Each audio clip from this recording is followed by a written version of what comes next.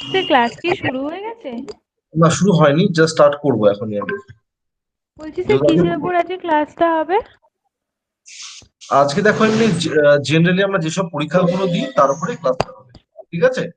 মানে সেটা রেল হোক, যে রেল বলছি, এসএসসির কোনো পরীক্ষা, মানে স্টাফ সিলেকশনের কোনো পরীক্ষা, বা পিএসসির কোনো পরীক্ষা, বা ডিফেন্স পুলিশ এইসবের উপরে আমরা একটা জেনারেল আইডিয়া আজকে প্রথমে দিয়ে দিই, যেহেতু আজকে সবারই প্রথম ক্লাস আজকে।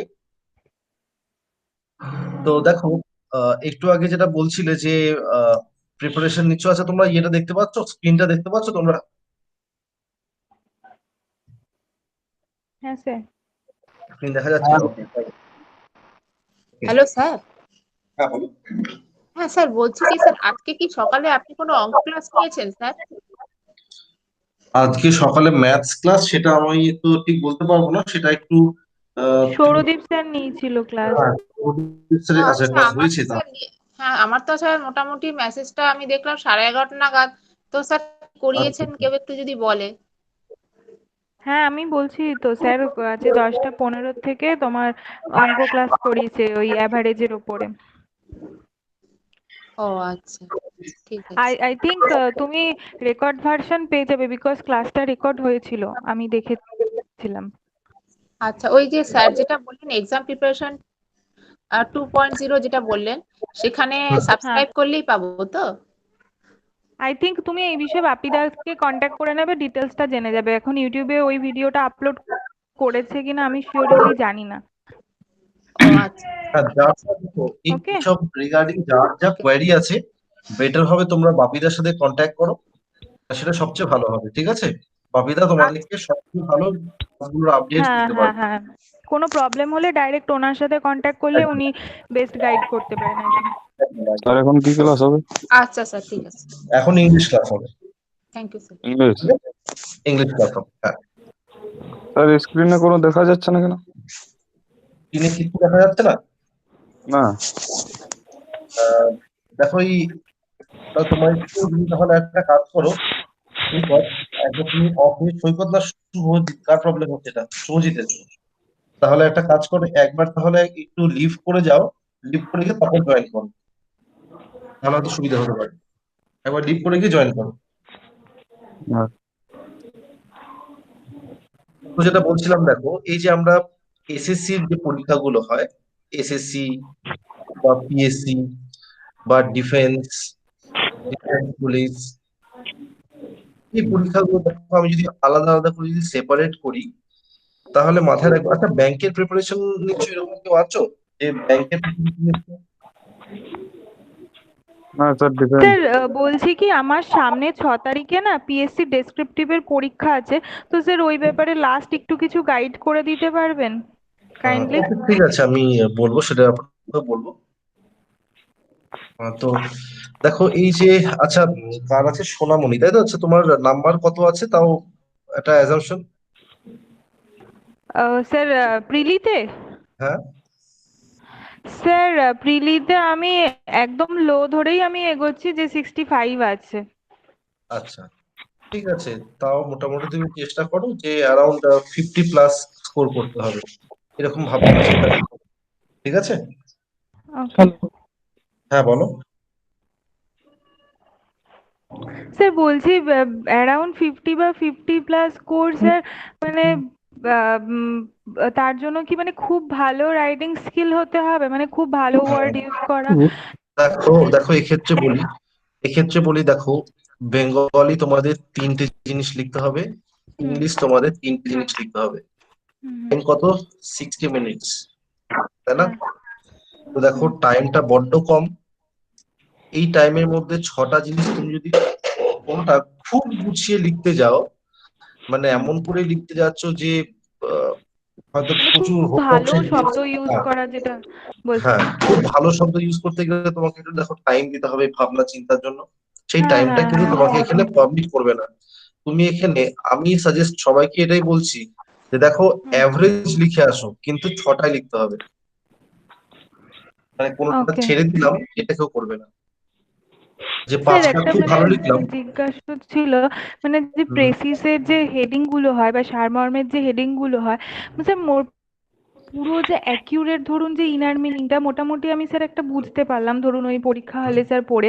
এবার ধরুন স্যার পুরো অ্যাকুরেটলি সেম টু সেম মানে যে ইনার মিনিংটা বহন করছে সেই রকম যদি অ্যাপ্রোপ্রিয়েট টাইটেল না হয়, বাট থ্রু মানে ওর কাছাকাছি মোটামুটি গেলাম, বাট ওরকম রিলেটেড কিছু একটা লিখে দিলাম স্যার, তাতে কি মানে নাম্বারের ওপর কি স্যার এর এফেক্ট পড়তে পারে? দেখো সেক্ষেত্রে এবার এই জিনিসগুলো মানে তো এটা স্যার দেয়াটা ঠিক হবে কি না হবে সেটাও আমি জানতে চাই, মানে না, ওই রকম টাইটেল একটা। টাইটেল তো অবশ্যই দেবে। হ্যাঁ। দেখো টাইটেলটা ছেড়ে দিচ্ছে হ্যাঁ। এটা করবে না। দেখো আচ্ছা। যদি তুমি যদি টাইটেল নিয়ে খুব কনফিডেন্ট নাও হও, তাও যেটা আছে মনে হুম হচ্ছে হুম। সেটা লিখবে। ওকে। কারণ ছেড়ে দিয়ে আসা যাবে না। ইনফ্যাক্ট অনেকে ট্রান্সলেশনের ক্ষেত্রে করে কোন একটা ওয়ার্ডের হয়তো মানে জানে না, সেটাকে ছেড়ে দিয়ে আবার তারপর থেকে লিখতে হুম শুরু করে। বা কোন একটা হুম জায়গা হয়তো একটু জায়গায় বুঝতে পারছি না বা লিখতে পারছি না, ওই জায়গাটা ছেড়ে দিয়ে তারপর লিখছি, এরকম করাও যাবে না। ওখানে হুম। যা মনে হয় একটু একটু ঘুরিয়ে পেঁচিয়ে লিখে আসো। লিখতে হবে তোমাকে। আচ্ছা ওকে, যাই হোক, যেটা বলছিলাম এবার আহ সেটা বলি। তো স্যার, দেখো যদি যে হেডিং এ স্যার কোনো ভুল হয়ে যায় তাহলে কি স্যার ওরা কি পুরো জিরো নাম্বার দিয়ে দেবে নাকি মানে কিছু হলেও নাম্বার দেবে স্যার? কি বলো? বলছি স্যার, হেডিং এ যদি স্যার ভুল হয় তাহলে কি স্যার ওরা কি পুরো জিরো নাম্বার দেবে না নাকি না স্যার না কিছু না না হলেও না না, নাম্বার পুরো দেবে জিরো কখনো, বডির দেখো জন্য? ডেসক্রিপটিভের কোনো একটা কারণে পুরো জিরো দিয়ে দেয় না। ও। আচ্ছা, তো যেটা বলছিলাম, দেখো কেউ বলছো আমি সিজিএল, কেউ বলছো সিএইচএসএল। তো মাথায় রাখতে হবে, দেখো আমাকে যদি এমটিএস টাও পেতে হয় না, এমটিএস টা যদি পেতে হয়, মানে দেখো সিজিএল, সিএইচএসএল এইসব পরীক্ষাগুলো আছে। তো আমাকে সিজিএল ছেড়ে দিতে আমাকে এমটিএস টাও পেতে হয়, তাহলে কিন্তু আমাকে প্রিপারেশনটা সিজিএল এর মতনই নিতে হবে। এরকম করে কিন্তু ভাবলে চলবে না যে আমি তো এমটিএস এর প্রিপারেশন নিচ্ছি, সিজিএল এর মতন এত বেশি পরিশ্রম না করলেও চলবে। কেন এটা দেখো, কারণ এই এমটিএস এর এমটিএস এর যে কোয়ালিফাই করছে, সেই ছেলেটি কিন্তু এমটিএস এ যে কোয়ালিফাই করছে সেই ছেলে কিন্তু কি করছে, তোমার সিজিএল এ ভালো করছে। কারণ দেখো এমটিএস যদি ভ্যাকান্সি 6,000 হয়, সিজিএল যেই ছেলেটা দেয় সেই ছেলেটা কিন্তু এমটিএস ও দেয়।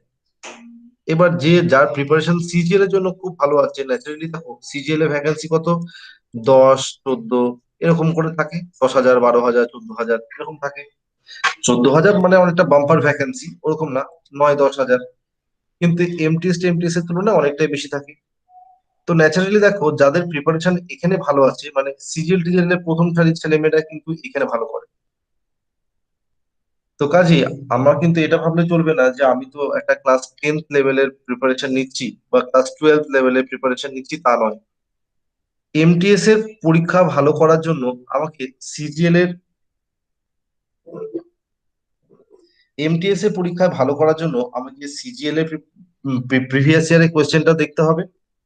আবার সিজিএল এ ভালো করার জন্য আমাকে এমটিএস এর প্রিভিয়াস ইয়ার কোয়েশ্চেন দেখতে হবে। বোঝা গেল?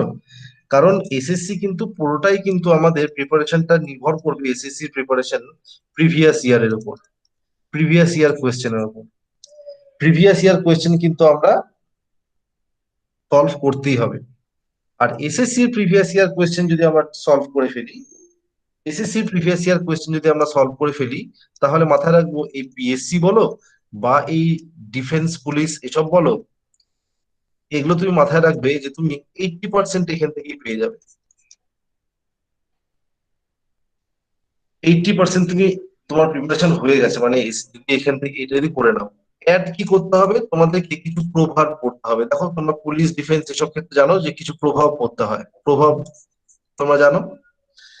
আর এছাড়া কিন্তু বিশেষ করে কিছু দেখো করতে হবে না। 80% কেন বললাম, কারণ পিএসসির কিছু পরীক্ষা তোমাকে, কিছু কি বেশিরভাগ পরীক্ষা তোমাকে কি করতে হবে, ডেসক্রিপটিভ ইংলিশ করতে হবে একটু। কিন্তু তুমি যদি প্রিভিয়াস ইয়ার যেটা বললাম যে তোমার উম যে এসএসসি প্রিভিয়াস ইয়ার, সেটা সিজিএল হোক, সিএইচএসএল হোক, এমটিএস হোক, সিপিও হোক বা স্টেনো হোক, যত প্রিভিয়াস ইয়ার আছে এই প্রিভিয়াস ইয়ার গুলো অবশ্যই করাই দরকার। আর দেখো যারা পুলিশের পরীক্ষাগুলো দিচ্ছ তাদের জন্য কিন্তু সিপিওটাও কিন্তু এটা খুব বড় সুযোগ। মানে এটা হয়তো তোমরা অনেকে খুব কঠিন পরীক্ষা হবে, এই হবে ওই হবে বলে হয়তো তোমরা একটু ভয় পেয়ে হয়তো পরীক্ষাটা দাও না। সিপিও মানে হচ্ছে, সিপিও পরীক্ষাটা থ্রু দিয়ে যত প্যারামিলিটারি আছে, সেই প্যারামিলিটারি প্লাস তোমার দিল্লি পুলিশ, এদের সবার রিক্রুটমেন্ট হয়। মানে বিএসএফ, সিআইএসএফ, এসএসবি, আইটিবিপি, আহ সশস্ত্র সীমা বল, এদের প্লাস দিল্লি পুলিশ, এদের সাব ইন্সপেক্টর রিক্রুটমেন্ট হয়। এই পরীক্ষাতে কি থাকবে? এই পরীক্ষাতে তোমরা জানো নিশ্চয়ই, টিয়ার ওয়ানে কি থাকে? টিয়ার ওয়ানে 50 নম্বরের English, 50 GK, 50 GI, 50 GK, maths, GI, এসব থাকে চারটে। স্যার এমসিকিউ না ডেসক্রিপটিভ টাইপ? না, অবজেক্টিভ, এমসিকিউ, বোঝা গেল? এমসিকিউ থাকবে 50 নম্বর।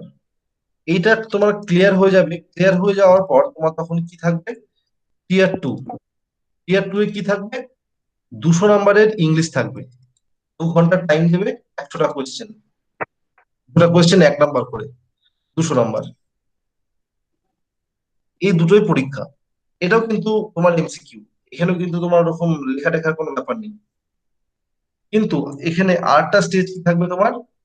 পেট, মানে ফিজিক্যাল এফিসিয়েন্সি টেস্ট। এইখানে যেটা থাকে সেটা হলো কি, তোমার থাকবে 100 মিটার দৌড়। মাত্র 100 মিটার? হ্যাঁ, 100 মিটার থাকবে। তারপর 1.6 কিলোমিটার থাকবে। তারপর থাকবে লং জাম্প। তারপর থাকবে হাই জাম্প। আর থাকবে ওই শর্টপুট। শর্টপুট থাকবে, মানে ওই যে বল ছোড়ে না, লোহার বল ছোড়ে যেটা, সেটা। হুম। তো এই কটা ইভেন্ট হয়। এটার জন্য তোমার টাইম অ্যালোটেড থাকে মোস্ট 16 সেকেন্ড। 16 সেকেন্ড দেয়। এটার জন্য দেয় 4.5 মিনিট। এটা সেকেন্ড, এটা মিনিট। তারপরে লং জাম্প, হাই জাম্প, আর ওই লোহার বল ছোড়া, এগুলো থাকে। তো এই জিনিসটা দেখো, এখানে যদি বলি তাহলে কিন্তু দেখো, এই যে 200 নাম্বার ইংলিশের, এটাও কিন্তু আমি বলবো যে দেখো অবশ্যই কঠিন আমি বলবো না এটাকে। অনেকে কিন্তু পোটেনশিয়াল থাকে, কিন্তু অনেকে মানে পরীক্ষার প্রিপারেশনটা কিভাবে নিব সেটা বুঝতে না পেরেই কিন্তু অনেকে এটা থেকে দূরে চলে যায়। তুমি যদি দিল্লি, হরিয়ানা, বিহার, ইউপি, এদিকে ছেলে মেয়েদেরকে তুমি যদি দেখো, তাহলে এদিকে ছেলেদেরকে বিশেষ করে যদি দেখো, তাহলে ওরা কিন্তু সিপিও নিয়ে কিন্তু খুব মাথা ব্যথা ওদের। সিপিও কিন্তু ওদের কাছে কিন্তু খুব ইম্পর্টেন্ট একটা পরীক্ষা, যেখানে সিজিএল এর মতন এত কম্পিটিশন নেই। এখানে কিন্তু সিজিএল এর মতন এত কম্পিটিশনটা তুলনামূলক অনেক কম, অনেক কম। সেই জন্য কাট অফটা তুলনামূলক একটু কম হয়। কাট অফ কম হয়, তাহলে কাট অফটা কম। তাহলে মেন অসুবিধাটা কোথায় হয়ে যায়? মেন অসুবিধাটা সবার বেশি হয়ে যায় যেটা, দেখো যারা, এটা খুব ন্যাচারাল ব্যাপার, যে যারা খুব বেশি পড়াশোনার মধ্যে থাকে তাদের মাঠের দিকটা হতে চায় না। বা যারা খুব বেশি মাঠ নিয়ে মাথা ঘামায় তারা কিন্তু দেখবে যে পড়াশোনার দিকটা হতে চাইছে না। তো এটা একটা এমন একটা পরীক্ষা যেটা তোমার ফিজিক্যাল এফিসিয়েন্সি প্লাস তোমার মেন্টাল এফিসিয়েন্সি দুটোকেই টেস্ট করে। তো দুটোর মধ্যে যদি একটা ব্যালেন্স তুমি মেনটেন করতে পারো। আচ্ছা, আহ ফিজানুর, তোমার বোধহয় তুমি ইয়ে করে ফেলেছো, স্ক্রিনটা শেয়ার করে ফেলেছো। তুমি ওই স্ক্রিন প্রেজেন্টটা অফ করে যাও, বা তুমি একটু লিভ করে আবার জয়েন করো। তুমি একটু লিভ করে জয়েন করো, নাহলে রেকর্ডটা কেউ দেখতে পাবে না।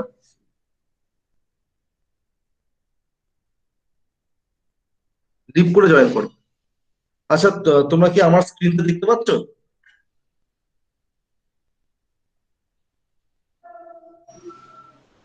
না স্যার।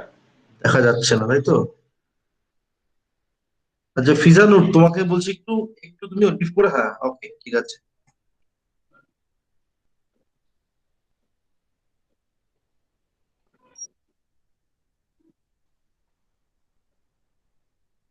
ওকে, তো দেখো আরেকটা জিনিস যেটা যে তোমাদের মধ্যে কিন্তু আগাগোড়া যেটা একটা হয়ে থাকে যে ইংলিশ নিয়ে একটা কিন্তু খুব বড় রকমের একটা ভয়, এটা কিন্তু আমি বলবো যে হয়তো এটা তোমরা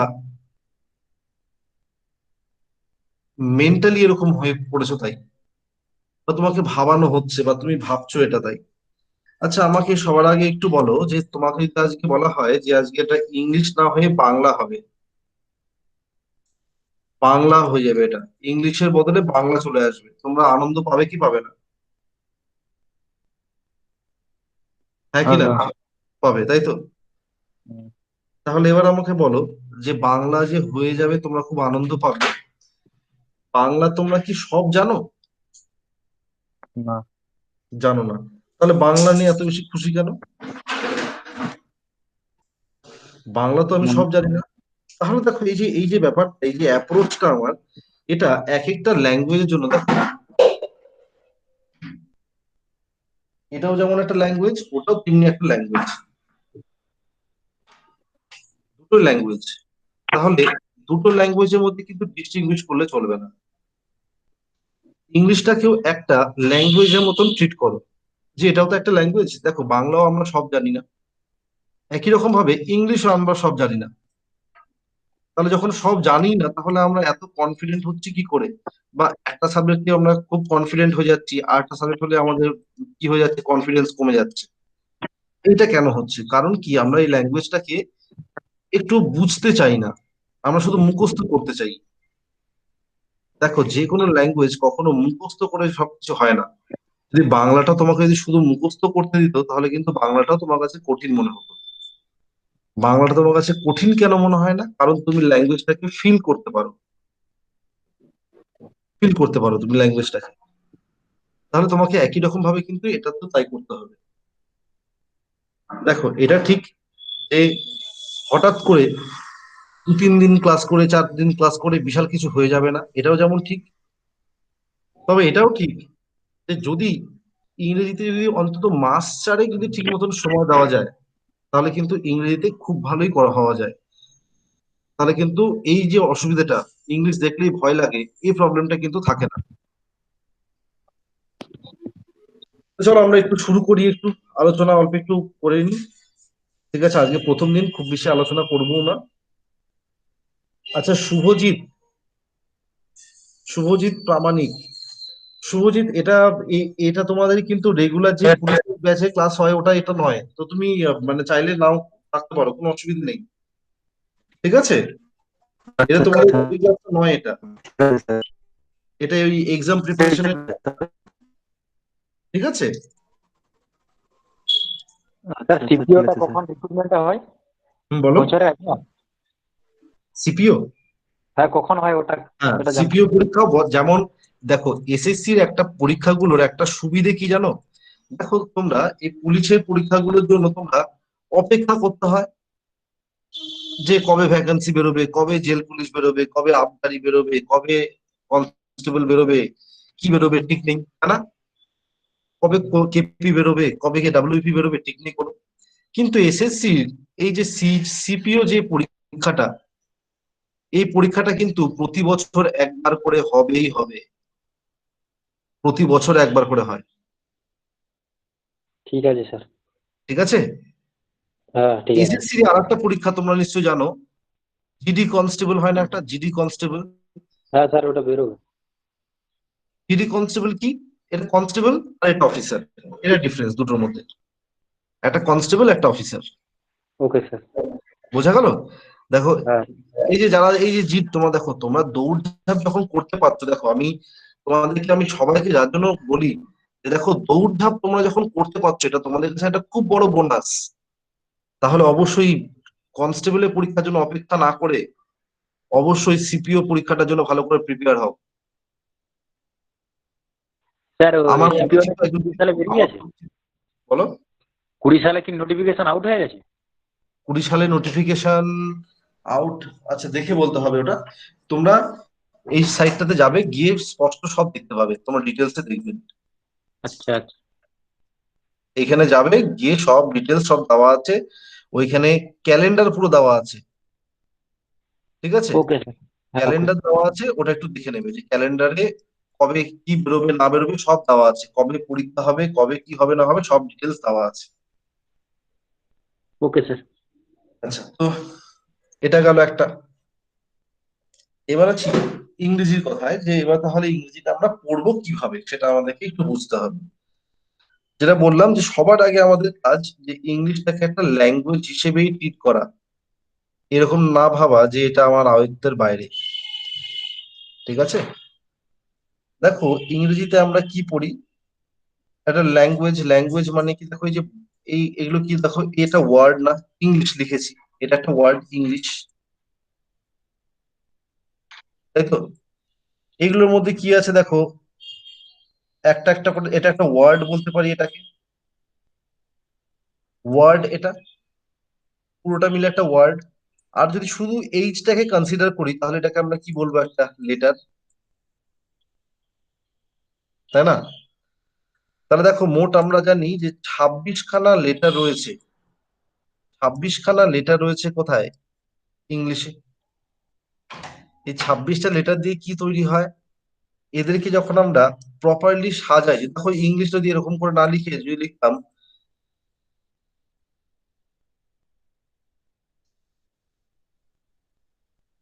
এটা কি মিনিংফুল হতো, এটাকে কি ওয়ার্ড বলতাম, এটাকে কি ওয়ার্ড বলতে পারবো? এটাকে যেমন একটা ওয়ার্ড বলছি, ইংলিশ একটা ওয়ার্ড, একটা শব্দ, এটাকে কি ওয়ার্ড বলতে পারবো? GNEHSLI,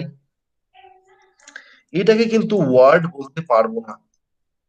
মানে এই লেটার গুলোকে যখন আমরা প্রপারলি অ্যারেঞ্জ করব, তখনই অ্যারেঞ্জ করে যখন একটা মানে বোঝাবে তখনই তাকে একটা ওয়ার্ড বলতে পারবো।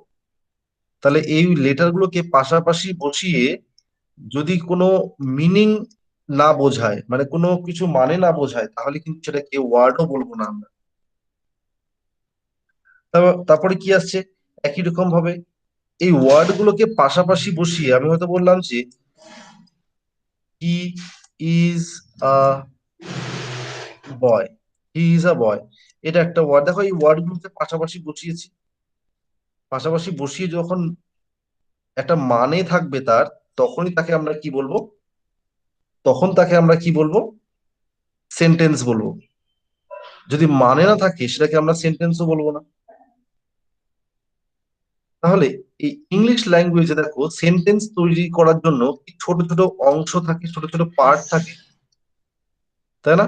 দেখো আমি হয়তো বললাম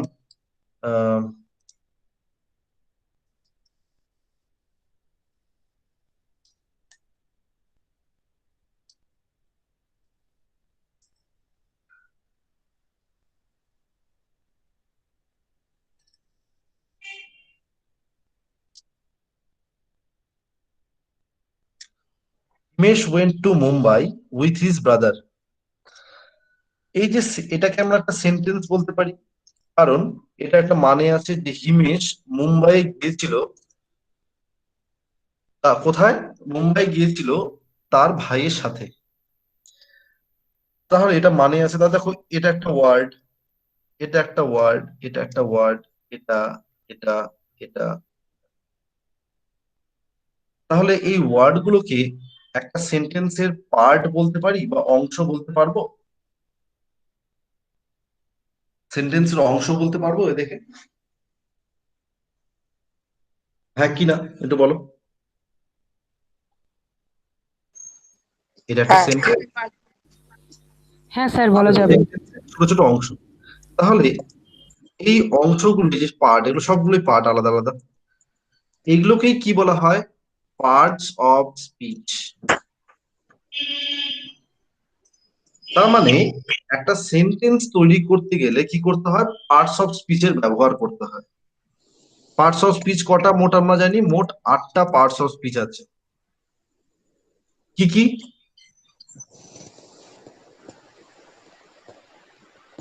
noun,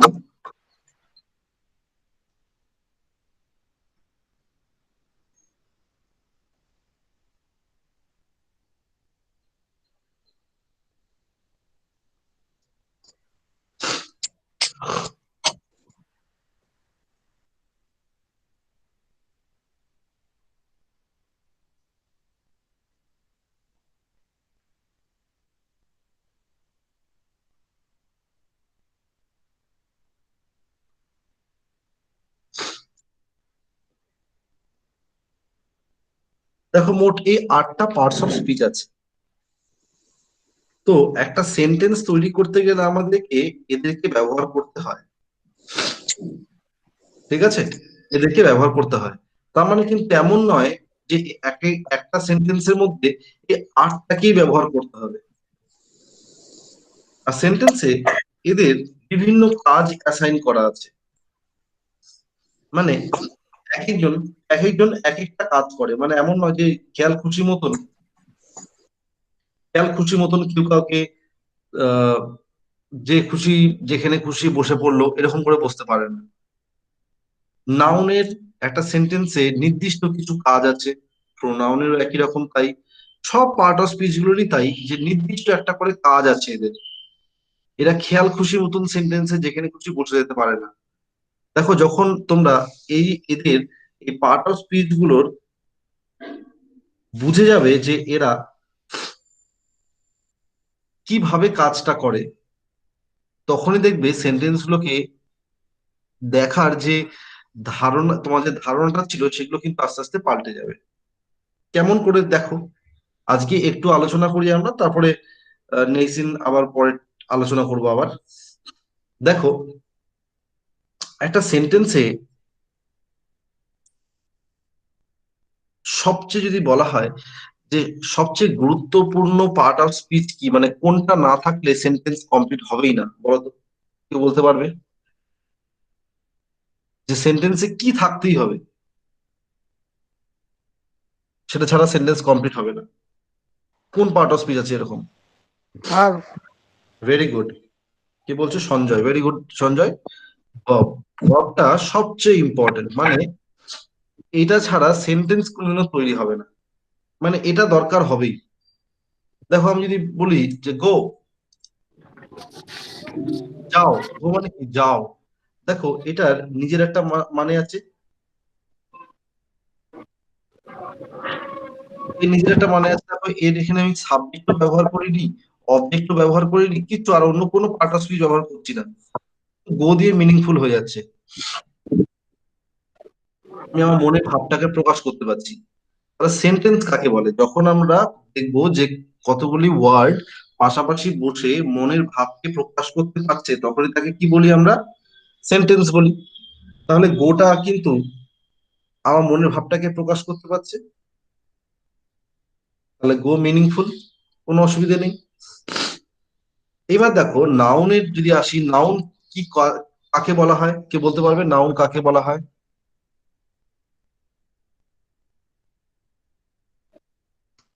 Sir, noun is a naming word. Very good. Noun naming word, মানে নাউন মানে নাম।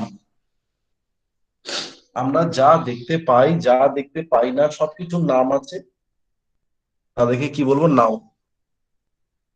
তাহলে নাউন এর নাম, নাউন মানে কি? নাম। যদি বলা হয় যে নাউন সেন্টেন্সে কি কাজ করতে পারে, একটু আগে বললাম যে সেন্টেন্সে বিভিন্ন পার্ট অফ স্পিচ বিভিন্ন কাজ করে থাকে, যে যার মতো খুশি মতন বসে পড়তে পারে না। যদি বলা হয় সেন্টেন্সে নাউনের ফাংশন কি, তাহলে কি বলবো? নাউন কি কাজ করে সেন্টেন্সে? সাবজেক্ট হওয়ার কাজ করে। আর কি হয়? অবজেক্ট হয়। সাবজেক্ট আর অবজেক্ট। এরপরে আরো কিছু ফাংশন আছে, সেগুলো আমি পরে আলোচনা করব। এখন আমি আপাতত সাবজেক্ট আর অবজেক্টটাই বলছি। প্রোনাউন, প্রোনাউন কাকে বলা হয়? প্রোনাউন কাকে বলা হয়? স্যার, নাউনের পরিবর্তে সেই একই কাজ যে করছে সে হচ্ছে প্রোনাউন। ওকে, নামের পরিবর্তে যে বসে, তাই না? তার মানে নাউনের পরিবর্তে বসে। দেখো পরিবর্তে কখন বসা সম্ভব? যদি সে একই রকম কাজ করে, তাই না? তাই তো? হ্যাঁ স্যার। তাহলে কাজ একই রকম, তার মানে প্রোনাউনেরও কাজ সাবজেক্ট হওয়া সেন্টেন্সের আর অবজেক্ট হওয়া সেন্টেন্সের। বোঝা গেল? আর বাকিগুলো আমি পরে আলোচনা করব। চলে আসি তাহলে। তার মানে আমাকে উল্টো দিকে ঘুরিয়ে বলতে গেলে, একটা সেন্টেন্সে সাবজেক্ট হওয়ার জন্য কোন পার্ট অফ স্পিচ হতে হবে? কোন পার্ট অফ স্পিচ হতে হবে? স্যার নাউন আর নাউন হতে হবে বা প্রোনাউন হতে হবে। যদি বলা হয় যে অবজেক্ট হওয়ার জন্য কোন পার্ট অফ স্পিচ হতে হবে, তাহলে বলবো একই কথা, যে নাউন আর প্রোনাউন। নাউন আর প্রোনাউন ছাড়া অন্য কোনো পার্ট অফ স্পিচ সেন্টেন্সের সাবজেক্ট বা সেন্টেন্সের অবজেক্ট হবে না। ক্লিয়ার হয়েছে সবার কাছে? Yes sir. একটা এক্সাম্পল নিই।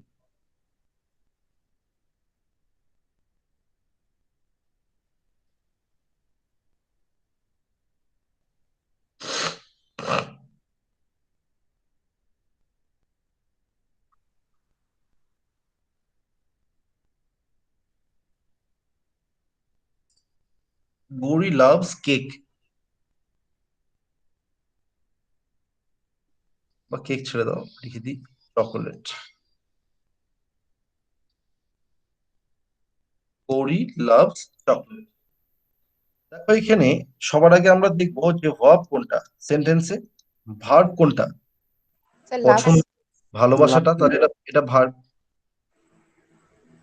দেখো এটা ভার্ব। এইবার সাবজেক্ট আমরা কাকে বলি, সেন্টেন্সে সাবজেক্ট আমরা কাকে বলি? সেন্টেন্সে যার ব্যাপারে ইনফরমেশন দেওয়া হচ্ছে বা যে কাজটা করছে তাকে আমরা কি বলি? সেন্টেন্সের সাবজেক্ট। যে কাজটা করছে বা যে যার ব্যাপারে ইনফরমেশন দেওয়া হচ্ছে সে সেন্টেন্সের সাবজেক্ট। আর সাবজেক্ট মাথায় রাখবে, দেখো এখানে ভার্ব বসে থাকলো, ভার্বের আগে যখনই আমরা হোয়াট বা হু, হোয়াট বা হু দিয়ে কোয়েশ্চেন করে যেটা আনসার পাবো সেটা কিন্তু সবসময় সেন্টেন্সের সাবজেক্ট হবে। দেখো আমি যদি বলি হু লাভস চকলেট, আনসার কি পাবো? Who loves chocolate. তাহলে গৌরী সেন্টেন্সের সাবজেক্ট। পার্ট অফ স্পিচ কি হবে? এটা সাবজেক্ট হওয়ার জন্য কোন পার্ট অফ স্পিচ হতে হয়? নাউন বা প্রোনাউন। দেখো গৌরী একজনের নাম, তাহলে এটা একটা নাউন। একই রকম ভাবে মাথায় রাখবো, ভার্বের ঠিক পরে যদি আমরা হোয়াট বা হুম দিয়ে প্রশ্ন করি, যেটা উত্তর পাবো সেটা কি হবে? সেন্টেন্সের অবজেক্ট। বোঝা গেল? ভার্বের আগে হোয়াট বা হু দিয়ে কোয়েশ্চেন করলে পাবো সাবজেক্ট, আর ভার্বের পরে হোয়াট বা হুম দিয়ে কোয়েশ্চেন করলে পাবো অবজেক্ট। তাহলে Gauri loves what? Chocolate. Chocolate. তাহলে ভার্বের পরে হোয়াট দিয়ে কোয়েশ্চেন করলে আমরা কি পাই? কি পাই হোয়াট দিয়ে প্রশ্ন করলে? অবজেক্ট। তাহলে এটা নিশ্চয়ই তাহলে object. Part of sir speech একটা কি হবে? কোয়েশ্চেন এটা আছে। পার্ট অফ স্পিচ কি হবে? নাও অবশ্যই নাউন, কারণ অবজেক্ট হওয়ার কাজটাও কি করে? নাউন বা প্রোনাউনই করে। বোঝা গেল? বলো, কিছু বলছো বোধহয়, হ্যাঁ স্যার একটা কোয়েশ্চেন আছে। বলো। স্যার এই যে স্যার সাবজেক্ট আর অবজেক্ট দু ক্ষেত্রেই কিন্তু আপনি স্যার হোয়াটটাকে মেনশন করলেন, হ্যাঁ, তো স্যার এই দুই হোয়াটের মধ্যে পার্থক্যটা কি? দুই ওয়ার্ডের মধ্যে পার্থক্য কি? মানে এটা হচ্ছে, এটা সাবজেক্টিভ কেস আর এটা অবজেক্টিভ কেস। এটা সাবজেক্টিভ কেস আর এটা অবজেক্টিভ কেস, সেই জন্য। বোঝা গেল? স্যার সাবজেক্ট কি সবসময় ভার্বের আগেই বসবে? মানে আমি হোয়াটের সম্বন্ধে জিজ্ঞাসা করছি এই কারণে, কারণ দেখুন স্যার সাবজেক্টে আরেকটা যেটা আছে হু আর হুম, এই দুটোর মধ্যে ডিফারেন্স আছে, কিন্তু স্যার হ্যাঁ, দুজনকে মানে ভার্ব দুজনকেই যে ভার্বটাকে যে দুটোর ক্ষেত্রে হোয়াট দিয়ে কোয়ারি করছি, তাহলে হ্যাঁ, কোন হোয়াটকে সাবজেক্ট ধরবো, কোন হোয়াটকে অবজেক্ট ধরবো, সেটা হচ্ছে আমার প্রশ্ন স্যার। তখনই চলে আসবে এই প্রশ্নটা, যে একটু আগে বললাম যে সেন্টেন্সে কাজটা কে করছে। কাজটা কে করছে? চকলেটটাই কি গৌরীকে ভালোবাসে, না গৌরী চকলেটকে ভালোবাসে? গৌরী চকলেটকে ভালোবাসে। তাহলে কাজটা কে করছে? গৌরী। ভালোবাসার কাজটা কে করছে? গৌরী। তাহলে গৌরী সাবজেক্ট হবে। দেখো, সাবজেক্ট আর ভার্ব মিলে যার উপরে অ্যাকশনটা করে, ঠিক আছে, সাবজেক্ট আর ভার্ব মিলে যার উপরে অ্যাকশনটা করে তাকেই বলা হয় অবজেক্ট। মাথা রাখবে। ওকে? সাবজেক্ট আর ভার্ব মিলে যার উপরে অ্যাকশনটা করে তাকে বলা হয় অবজেক্ট। ক্লিয়ার হয়েছে? হ্যাঁ স্যার। Okay.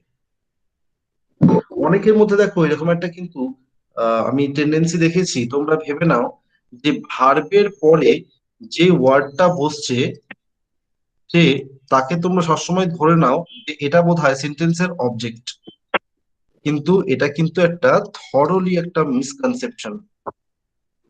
সবসময় একটা ওয়ার্ডের বা ভার্বের পরে অবজেক্টই বসবে এরকম কিন্তু কোনো মানে নেই।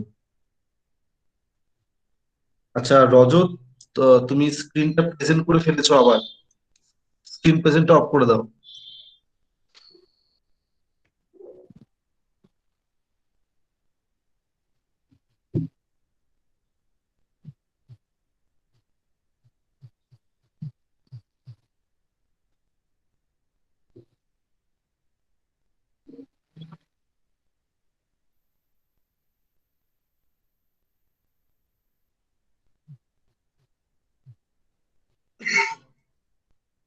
আচ্ছা এত অব্দি ক্লিয়ার হয়েছে তোমাদের? এবার দেখো তাহলে একটা সেন্টেন্স নিই।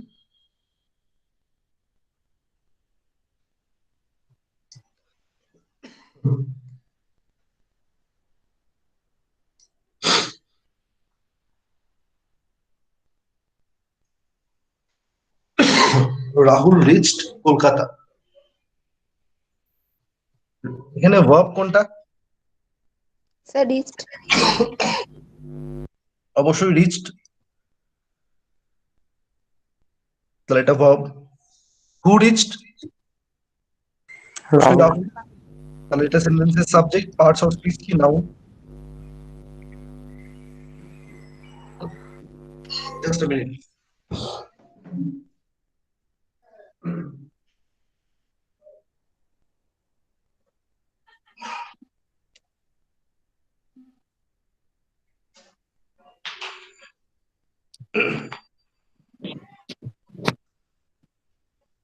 হ্যাঁ, রাহুল রিচড। এবার দেখো কলকাতাটাকে আমরা হোয়াট দিয়ে কোয়েশ্চেন করে পাচ্ছি আনসার। হোয়াট? অবজেক্টিভ। বলো। Objective sir. দেখো এখানে কি হোয়াট দিয়ে কোয়েশ্চেন করে পাচ্ছি? হোয়াট এর মানে কি? হোয়াট এর যদি বাংলা করি তাহলে কি হবে? কি? আর হুমের যদি বাংলা করি তাহলে কি হবে? কাকে। কাকে? তাহলে কি বা কাকে দিয়ে প্রশ্ন করলে কি কলকাতা উত্তর পাচ্ছি? না স্যার। পাচ্ছি না, তাই না? তাহলে কিন্তু কলকাতাটা সেন্টেন্সের অবজেক্টও নয় এখানে, এটা কিন্তু অবজেক্ট নয়, মাথায় রাখবে। ঠিক আছে, এটা কিন্তু অবজেক্ট নয়। আর অবজেক্ট না মানেই কিন্তু এই সেন্টেন্সে এটা কিন্তু নাউন স্যার। নাউন, নাউন বা প্রোনাউনও না। নাউন যদি হতো তাহলে তো অবজেক্ট হতো, যদি নাউন হতো তাহলে তো অবজেক্ট হতো। আচ্ছা আচ্ছা। বোঝা গেল? Yes sir. অবজেক্ট যদি না হয়, দেখো অবজেক্ট হওয়ার জন্য নাউন বা প্রোনাউন হতে হবে, তাহলে অবজেক্ট যদি না হয় তাহলে নাউনও না বা প্রোনাউনও না। সেই জন্যই দেখো আমরা এই কম্পিটিটিভ এক্সামস গুলোর জন্য যে ইংরেজিটা শিখবো সেটাকে কি বলা হয়? Functional grammar. ফাংশনাল গ্রামার শিখবো আমরা। স্যার তাহলে কলকাতা ভার্সাস যেখানে কি হবে? কলকাতা অবশ্যই কি হবে? অ্যাডভার্ব হবে। এখানে কিন্তু অ্যাডভার্ব, মাথায় রাখবে কিভাবে অ্যাডভার্ব হচ্ছে, এটা আমরা নেক্সট ক্লাসে আলোচনা করবো। এটা বোঝা গেল? আচ্ছা। একটা ওয়ার্ড, একটা ওয়ার্ড দেখতে যেমনই হোক, সেন্টেন্সে সে কিভাবে কাজ করছে সেটা ইম্পর্টেন্ট আমাদের কাছে। ঠিক আছে, একটা সেন্টেন্সে কিভাবে কাজ করছে কোনো একটা ওয়ার্ড সেটা ইম্পর্টেন্ট। যেমন দেখো আমি লিখলাম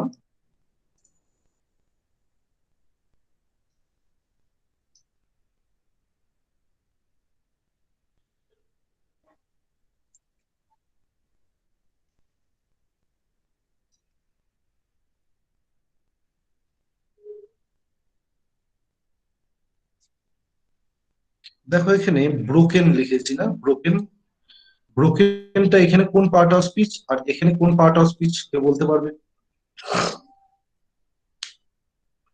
স্যার ফার্স্ট সেন্টেন্সে ব্রোকেনটা হচ্ছে অ্যাডজেক্টিভ আর সেকেন্ড ভেরি গুড, সেন্টেন্সে হচ্ছে ভার্ব। Very good. দেখো চেয়ারটা নাউন, চেয়ারটা নাউন। আচ্ছা এখানে আসি আগে। তাহলে দেখো নাউনের ফাংশন বললাম সেন্টেন্সের সাবজেক্ট হওয়া, সেন্টেন্সের অবজেক্ট হওয়া। প্রোনাউনেরও ফাংশন কি? সেন্টেন্সের সাবজেক্ট হওয়া, সেন্টেন্সের অবজেক্ট হওয়া। অ্যাডজেক্টিভ এর ফাংশনটা কি তাহলে সেন্টেন্সে? অ্যাডজেক্টিভ কি করে? অ্যাডজেক্টিভ নাউন আর প্রোনাউনকে কোয়ালিফাই করে, বা খুব সহজ ভাষায় বলতে গেলে নাউন আর প্রোনাউনের ব্যাপারে কোনো অ্যাডিশনাল ইনফরমেশন দেয় বা নাউন আর প্রোনাউনকে সাজিয়ে তোলে। দেখো তাহলে কোথায় গেল সেন্টেন্সটা? He sat on a broken chair. চেয়ারটা একটা নাউন। চেয়ারটা কি করে নাউন হলো সেটা আমরা পরে দেখবো, এখন আপাতত জাস্ট শুনে রাখো যেটা নাউন। কারণ আমি বললাম যে নাউনের আরো কিছু ফাংশন ডিসকাস করব আমি নেক্সট ক্লাসে, তো তখন আমি বলবো এই সেন্টেন্সটা দিয়ে অবশ্যই বলবো যে এটা কি করে নাউন হলো।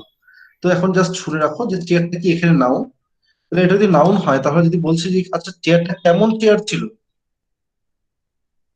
কেমন চেয়ার? ভাঙা ভাঙা চেয়ার। তাহলে ভাঙা এই শব্দটা কাকে কোয়ালিফাই করছে? নাউন থাকে না? তাহলে নাউনটার ব্যাপারে একটা অ্যাডিশনাল ইনফরমেশন, তাহলে নাউনের সম্পর্কে একটা অ্যাডিশনাল ইনফরমেশন যে দেবে সে কি হবে? সে কি হবে? সে কি হবে? adjective। অবশ্যই অ্যাডজেক্টিভ। তাহলে এটা অ্যাডজেক্টিভ হয়ে গেল। আর he has broken a chair, দেখো এখানে ব্রোকেনটা কি এখানে মেইন ভার্ব, এখানে মেইন ভার্বের কাজ করছে। তাহলে দেখো কি কেন বললাম ফাংশনাল গ্রামার? কারণ কোন একটা সেন্টেন্স কিভাবে, দেখো কোন একটা ওয়ার্ড কিভাবে কাজ করছে, এখানে অ্যাডজেক্টিভ, এখানে কি ভার্ব। একটা ওয়ার্ড বিভিন্ন ভাবে কাজ করতে পারে, এটা কিন্তু মাথায় রাখতে হবে। ঠিক আছে? Yes, sir. ওকে, ঠিক আছে। আজকে আমি তাহলে ক্লাসটা এত অব্দি রাখছি, কারণ ফার্স্ট ক্লাস বেশি লেংদি করে লাভ নেই। এই দুটো আপাতত একটু দেখে এসো, নেক্সট ক্লাসে আমি বাকিগুলো দেখো। আমি প্রথমে একটু তোমাদেরকে একটু একটু করে ওভারভিউ গুলো দিচ্ছি। এগুলো কেন বলছি, কারণ এগুলো যদি না বলা হয় তাহলে তুমি পরের গুলো ঠিক বুঝতে পারবে না, পরের গুলো ঠিক বোঝা যাবে না। ঠিক আছে, বলো গ্রুপ পাবো রেকর্ড ক্লাসটা? কি বলছো, ঠিক বুঝতে পারছি না। এই ক্লাসটা গ্রুপে পাওয়াবে, হোয়াটসঅ্যাপ গ্রুপে আচ্ছা, পরে দেখতে সেটা তুমি সেটা তুমি একটু বাপিদার সাথে কথা বলে নিও, বাপিদা তোমাদেরকে ডিটেলসে সব জানিয়ে দিতে পারবে। ওকে, Sir, next class কবে হবে? নেক্সট ক্লাস আবার সানডেতেই হবে। ওকে, ঠিক আছে, এতদিন সবাই দেখে এসো। নেক্সট ক্লাসে তাহলে আমরা এরপর থেকে আলোচনা করব। ওকে, থ্যাংক ইউ এভরিওয়ান। আমি অফ হচ্ছি তাহলে। তোমাদের যা যা কোয়ারি, যা যা সব জানার, সব বাপিদার কাছে। হ্যাঁ বলো, কিছু বলছো কেউ? তোমাদের যা যা কিছু জানার সব বাপিদার কাছে তোমরা সব জেনে নিতে পারবে ডিটেলসে। ঠিক আছে, ওকে, চলো, থ্যাংক ইউ।